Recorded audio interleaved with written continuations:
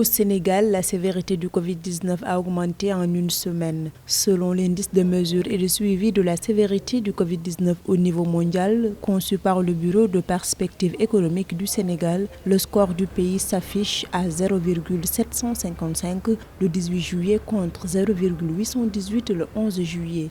Le pays a enregistré une baisse de performance dans la lutte contre le virus, ce qui lui a valu une perte de 29 places dans le classement mondial. Le Sénégal occupe désormais la 108e place mondiale contre la 79e au 11 juillet. Dans le classement africain, il est passé du 27e rang le 11 juillet au 32e le 18 juillet.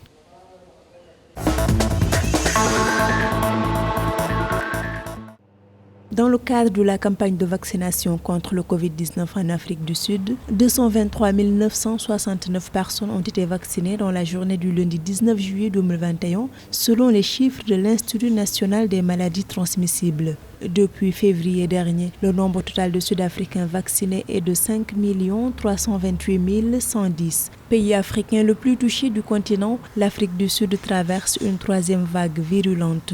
Toutefois, le pays a enregistré mardi 20 juillet 7 209 nouveaux cas d'infection, soit une baisse de la moyenne quotidienne des contaminations sur 7 jours.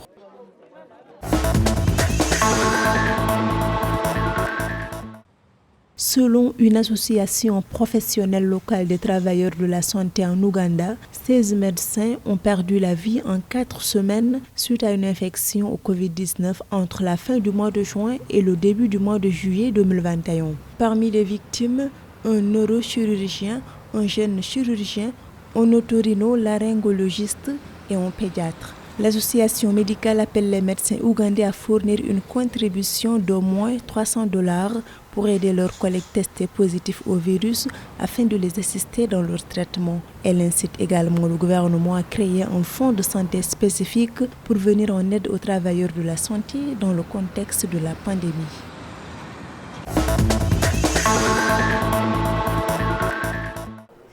La Confédération patronale gabonaise, CPG, appelle à la vaccination obligatoire contre le Covid-19 dans les entreprises du Gabon.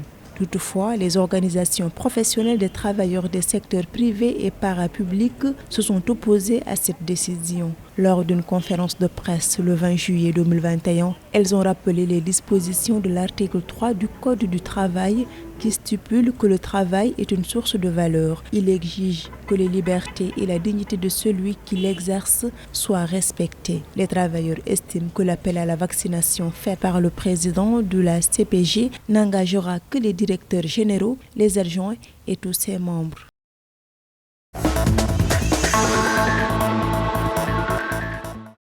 Un communiqué de la présidence de Tunisie a annoncé dans la soirée du mardi 20 juillet que le chef du gouvernement Hichem Mechichi a décidé de limoger le ministre de la Santé Fawzi Mehdi. Cette décision intervient alors que la Tunisie connaît actuellement une recrudescence des cas de contamination au Covid-19 et une campagne vaccinale chaotique. À noter que l'ex-ministre de la Santé avait initié et ouvert temporairement une campagne de vaccination pour tous les Tunisiens de plus de 18 ans pendant 2 jours, mardi et mercredi dernier. Cette ouverture a entraîné une ruée vers les 29 centres de vaccination concernés, causant des scènes de bousculade et de nombreuses déceptions face à l'épuisement rapide des doses disponibles.